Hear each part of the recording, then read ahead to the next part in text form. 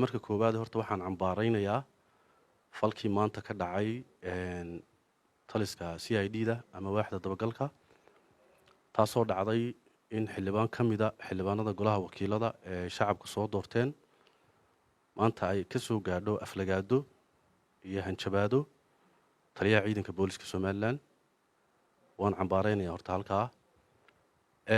runtii waxaan aad uga xumahay qof xildhibaana oo muwaadin oo wadankiisii jooga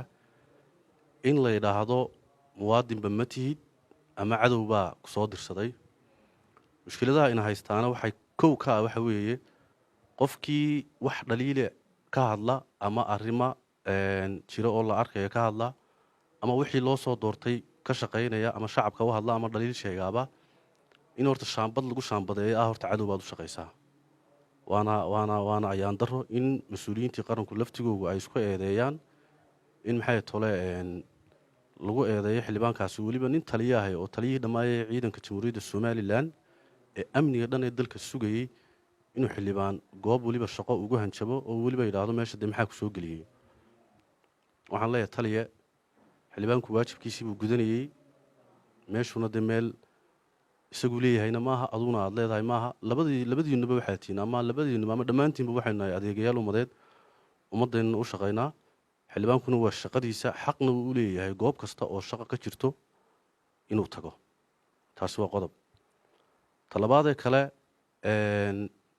ee jirta waxa weeye bariyahan waxaad moodaa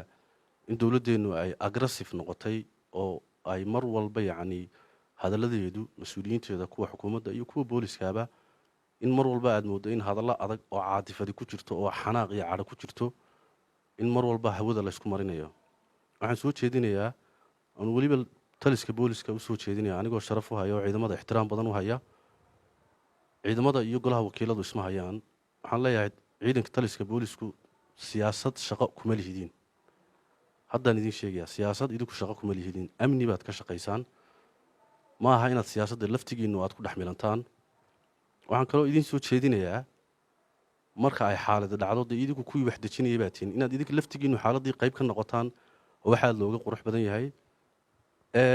xildhibaanka maanta halka loogu hanjabeeyna waa xildhibaan Maxamed Abiib anu waxaan u aqaanaa nin geesiya nin xaq u dirira nin runta sheega oo xildhibaanada golaha wakiilada ragga noogu activesan kamid ah inta badanna nin qorisita maaha nin hubsita maaha nin aan ku ogahay aggressivenimo iyo calool xumo iyo cuqdad maaha oo nin qalbi wanaagsan oo inta badanna waxa uu ka hadlayaa ay xaqiiq yihiin iyo wixii loo soo doortay waajibaadkiisii inuu gudanayo mushkilada kale jirtaana waxa weeye in imika xukuumaddii dawladdii ay cabanaan badan iyo jilic fara badan ka muuqdo war haddii shaqadiina la dhaliilo dee shaqadiina hagaajiya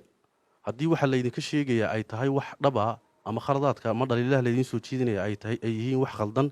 dee isweydiiya waxaan la idinka sheegay ma waxbaa ka jira mise waxba kama jiraan hadday wax ka jiraan dee saxa haddaanay waxba ka jirna dee waxba kama jiraanba taasi waa qodob markaa waxaan leeyahay taliyaha booliska waxaan halkan fariin ugu darayaa taliya nin weyn oo muxtarama baa tahay taliya ciidanka qarankaa tahay arrinkaa raaligelin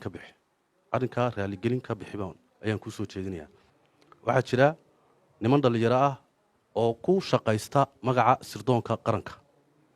oo afka soo duubta sirdoonkuna shaqadooda waxaan ku ogeyn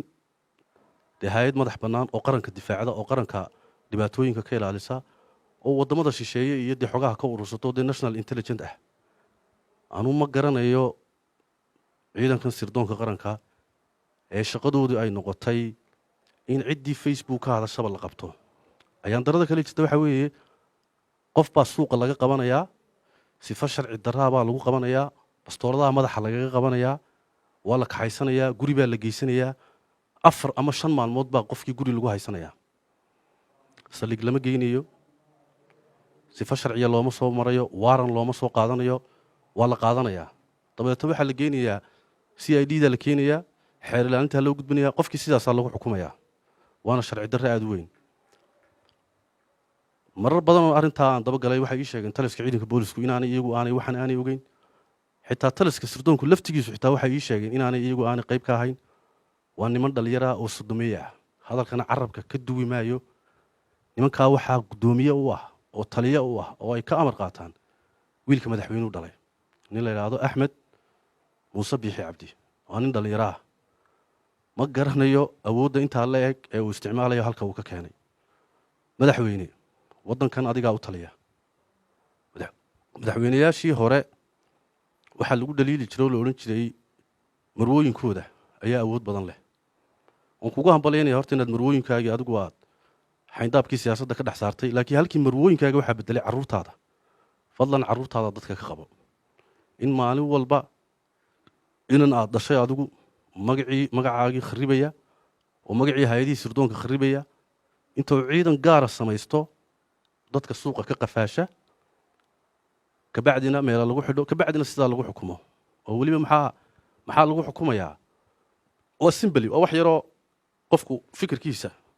uu ku muujinayo facebook soo dhigay. dee dastuurkaana qofka u ballan qaaday inuu